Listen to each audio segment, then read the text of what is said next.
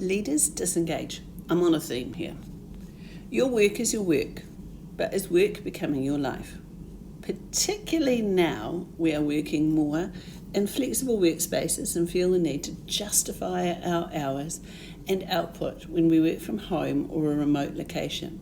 Some of us even tend to apologise for working like this. How do you disengage? Are you able to step back and leave the job alone for a bit? Leaders in our team see credibility through a different lens here.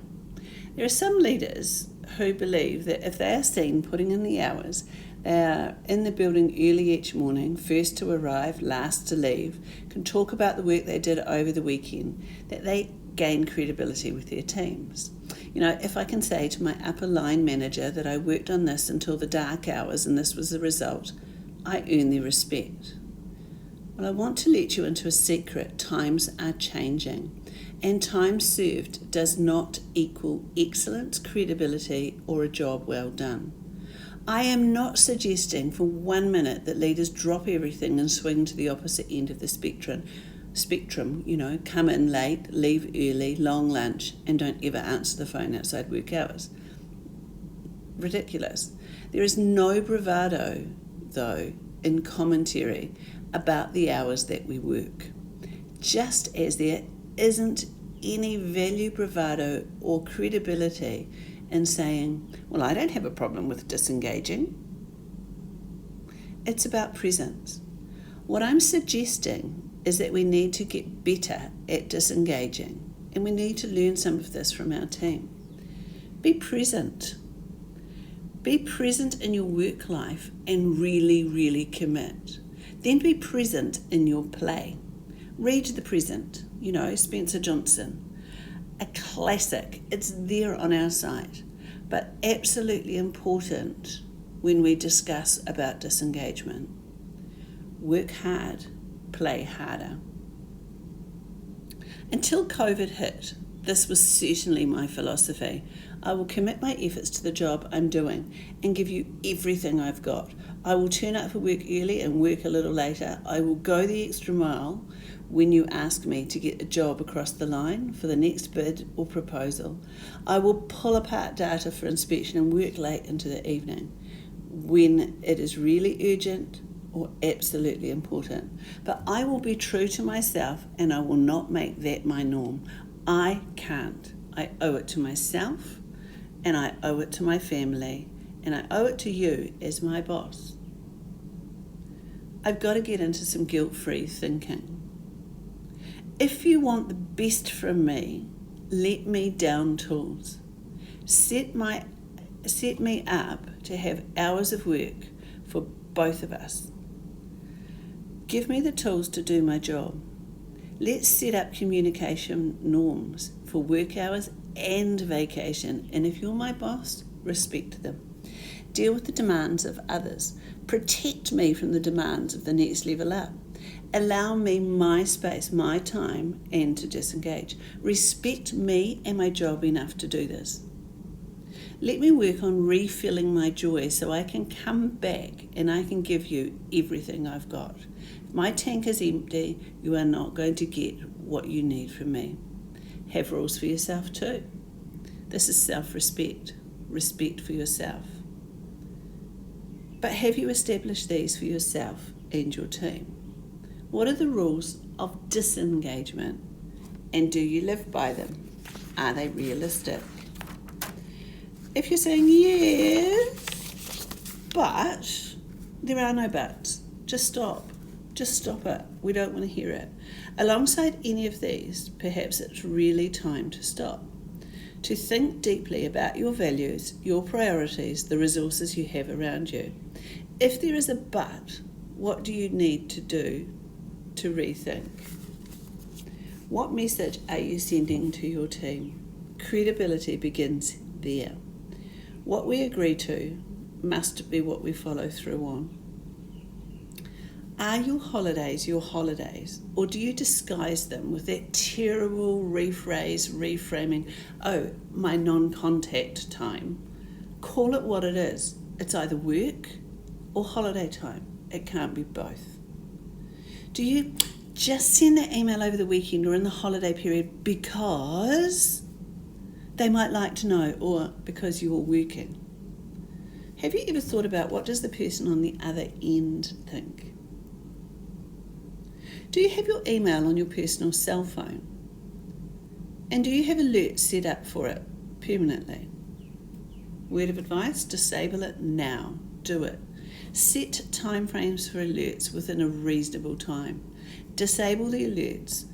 It's your phone. If you're having to check in for messages and email at all times, something in your system and your setup is wrong. Fix it.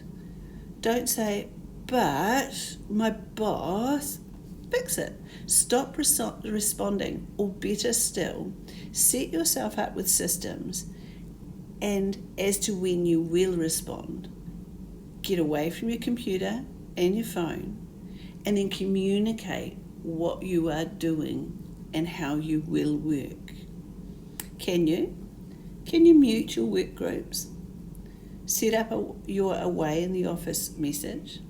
Tell your team where you are and how to get in touch. Set the rules so people know how to play the game. Let's try it. I'll give you some examples. I get up each morning and spend 15 minutes on social media and checking my email. I go through a mindfulness check and I walk for an hour. I drink coffee and connect with my family, whoever might be awake. Okay? Once ready for work, I check my email to see what I'm walking into. Then I go to work. I drive. I pray in the car. I call people after this, and then I check my email just after the first hour of work. So I get in there, walk the building, unpack, go back to my email after an hour or two. The first hour goes to my people, the people that need me. I walk the building and I answer their burning questions. Then I look at my schedule for the day, and then I check my email again. Email gets another look in the middle of the day, and my 45 minutes of the day, at the end of my 45 minutes at the end of the day. Then I check my email, go home. That's it. It will look at tomorrow's planning slots with it. After my drive home, I may or may not do a last check before I make dinner, and I disengage. I never check my work email in the middle of the night, and nor do I head to work ever, never, ever on a Friday. I don't work on a Friday. It's the first day of my weekend. I don't check my email. I don't work on the Friday. When it gets to the holidays, I fly out. I leave. I make sure everything is done before I leave, even if I have to pull the late night or a weekend. Put as much effort into preparing the space for my holiday as I do for my work. Put my phone on flight mode, and that means no one can call. They can send me a message via WhatsApp or Messenger, and I can get that when I get to Wi-Fi. I don't check my work mail on vacation. Well, I do. I put aside an hour a week if a big project is coming up. But that's all I'm going to give. I can't. I need the space, and my team need me to do this. I'm a better person if I escape and defrag. My computer runs faster and more efficiently if I defrag it, shut it down properly, and close everything that's open. If I have too many pages and apps open, it lags, just like me. Sure, it takes a little longer to load up again once it's been shut down, but the longer game means it runs better. So how are you defragging this vacation? Are you letting your team shut down? What are the rules for disengagement? Remember, there is no credibility in working 24/7. That's different to working hard. I'm slightly biased, but I do think the Irish and the Italians do it best. They give everything at work and everything as they play. Find your Irish or Italian roots. Sleep in the afternoon and go back to work hard later. Work and then find the joy with your family. What are you doing that makes you more interesting than your job title? You deserve it. Holidays are not guilty pleasures. They are deserved, earned, and should simply be pleasure. No guilt. They are yours. Take them. Don't disguise them. Put them out for the world to see. Now, post your best holiday pictures.